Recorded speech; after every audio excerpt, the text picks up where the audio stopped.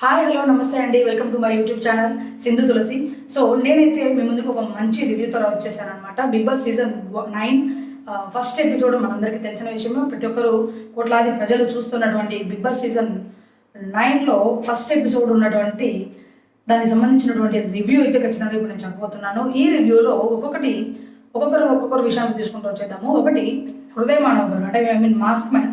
ఈయన కొంచెం ఏదో ప్రతిదానికి ఓవర్గా మనమే రియాక్ట్ అవ్వాలి అన్నట్టు ఆయన రియాక్ట్ అవుతున్నట్టు నాకైతే ఖచ్చితంగా అనిపిస్తుంది. ఇంకోటి ఫుడ్ విషయంలో ఎవరికైనా ఫుడ్ విషయంలో హ్యుమానిటీ అనేది మెయిన్ ఇంపార్టెంట్ థింగ్. ఇంకోటి మనం బాగా అబ్జర్వ్ చేస్తే బిగ్ బాస్ ప్రతిదీ ఏది రీజన్ లేకుండా ఏం చేయడు. సో అది ఒక పాయింట్, అది గేమ్. అది ఎందుకు ఎట్లా మర్చిపోతూ ఉన్నారు. ఒకవేళ బిగ్ బాస్ ఏదైనా హోల్డ్ చేశారు అంటే ఆపోజిట్ పర్సన్స్, ఇప్పుడు నేను ఫుడ్ తినాలి, ఆపోజిట్ పర్సన్కి వాళ్ళ ఫుడ్ ఇస్తున్నారు.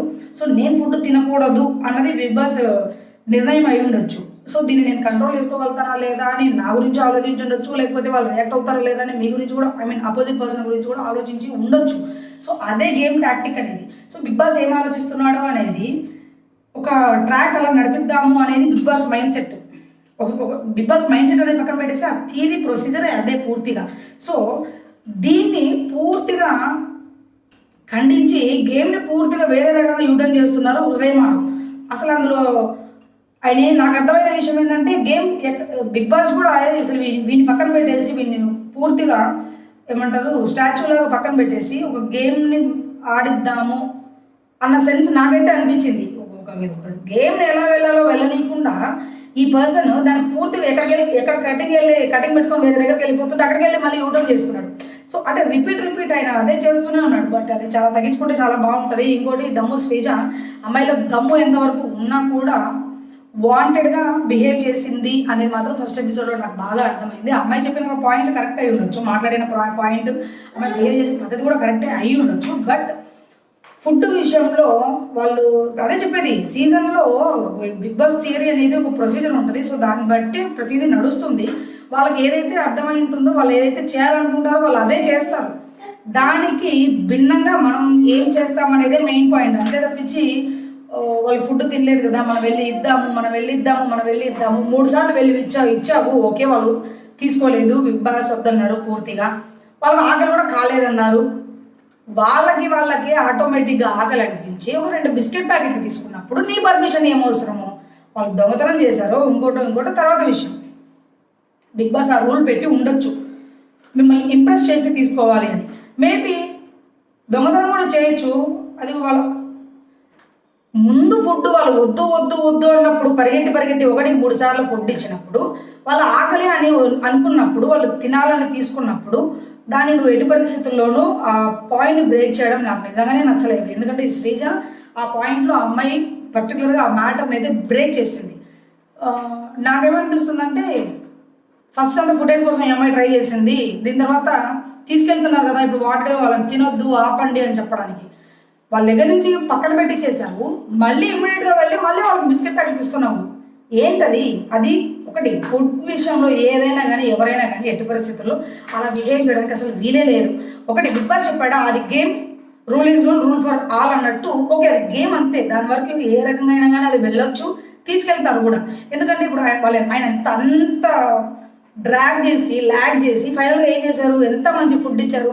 సో ఏదో ఒకటి ఉంటుంది, మినిమం బేసిక్ సెన్స్ యూజ్ చేయండి. ఏదో మనం అగ్ని పరీక్షలో గేమ్ ఆడేసాం కదా వచ్చేసాం కదా అన్నట్టు కాకుండా ప్రతి ఒక్కటి మనకు నాలెడ్జ్ ఉంటుంది. బట్ దాన్ని ఓవర్ నాలెడ్జ్ ఓవర్ కాన్ఫిడెన్స్ ఉండకూడదు అనేది నా మెయిన్ మోటో. సో ఇంకా సుమన్ శెట్టి గారు అయితే గేమ్లో స్లోగా ఉన్నారు. ఇంకోటి సంజన గల్రాణి గారు వచ్చేసి ఈవిడ నాకు పర్సనల్గా తెలిసి ఈవిడతో నేను ఒక ప్రాజెక్ట్ కూడా వర్క్ చేశాను. ఈవిడ మైండ్ సెట్కి హౌస్లో ఎక్కువ కాలం మేబీ ఉండకపోవచ్చు. So it's a damn sure. నేను రాసిస్తాను కూడా. మెయిన్ నామినేషన్స్లో ఫస్ట్ ఆవిడని నామినేట్ చేస్తారు మోస్ట్ ఆఫ్ ద పీపుల్, నాకు తెలిసినంత వరకు. నాకు ఎందుకంటే ఆవిడ అంత ఫాస్ట్గా ఎవరితో మింగిల్ అవ్వరు. ఒకవేళ మింగిల్ అవ్వాలనుకున్నా కూడా అదేదో డ్రామాటిక్గా మింగిల్ అవుతారు తప్పించి ఫుటేజ్ గ్రాఫ్స్ చేయడానికి అనుకోవచ్చు డెఫినెట్గా. అదొక పాయింట్ ఖచ్చితంగా. ఆవిడ ఫుటేజ్ కోసం కూడా చేయొచ్చు కాదు, చేస్తారు కూడా.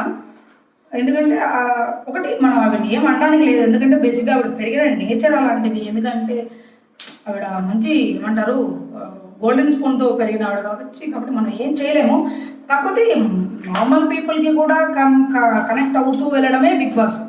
సో ఈ థియరీ మాత్రం ఎప్పుడు మిస్ అవ్వకూడదు. నువ్వెవరు నేనెవరు అనే కాన్సెప్టే ఉండకూడదు. ఫర్దర్గా ఆవిడ నువ్వెంత నేనెంత అని అన్నా కానీ ఆశ్చర్యపోవాల్సిన అవసరమే లేదు. ఇంకోటి బర్నీ గారు తెలియని విషయం ఏంటంటే, ఎవరికి తెలియని విషయం, ఆయన పైకి కనిపించవచ్చు, ఆయన దగ్గర ఒక చిన్న ఇది ఉంది. ఏంటంటే నేను ఏదో సినిమాల నుంచి వచ్చాను, నేను పెద్ద ఆర్టిస్ట్ని, నేను ఒక ఏమంటారు సీనియర్ ఆర్టిస్ట్ని అని ఉంది లోపల ఆయనకి. ఆయన క్లియర్గా అర్థమైపోతుంది. ఒక ఎపిసోడ్ చూస్తే ఆయన గురించి క్లియర్గా అర్థమైపోతుంది. పర్సనల్గా ఎలా ఉంటారు ఏంటి అనేది ఇంకా ఫర్దర్గా మనకు తెలుస్తుంది. కానీ ఇప్పుడు ఉన్న ఒక ఎపిసోడ్లోనే ఒక 1 డేలోనే ఆయన ఎన్నిసార్లు ఎవరెవరి గురించి మాట్లాడారు తెలుసా? కామన్ మ్యాన్స్లో వచ్చిన వాళ్ళ గురించి, అందరి గురించి మాట్లాడుతున్నారు. వాళ్ళ గ్రూప్లో ఎవరైతే సెలబ్రిటీ కంటెస్టెంట్స్ ఉన్నారో వాళ్ళ గ్రూప్లో మాట్లాడుతున్నారు. సో అది ఖచ్చితంగా డెఫినెట్గా కరెక్ట్ కాదు. అది కూడా ఒక అమ్మాయి గురించి మాట్లాడుకోవడం అనేది మంచి పద్ధతి ఖచ్చితంగా కానే కాదు. సో నాకైతే ఇలా అనిపించింది. ఇంకా మీకు నిజంగా ఏమేమి అనిపిస్తుంది ఏంటి అనేది నిజంగా కామెంట్ సెక్షన్లో కామెంట్ చేయండి. బాయ్.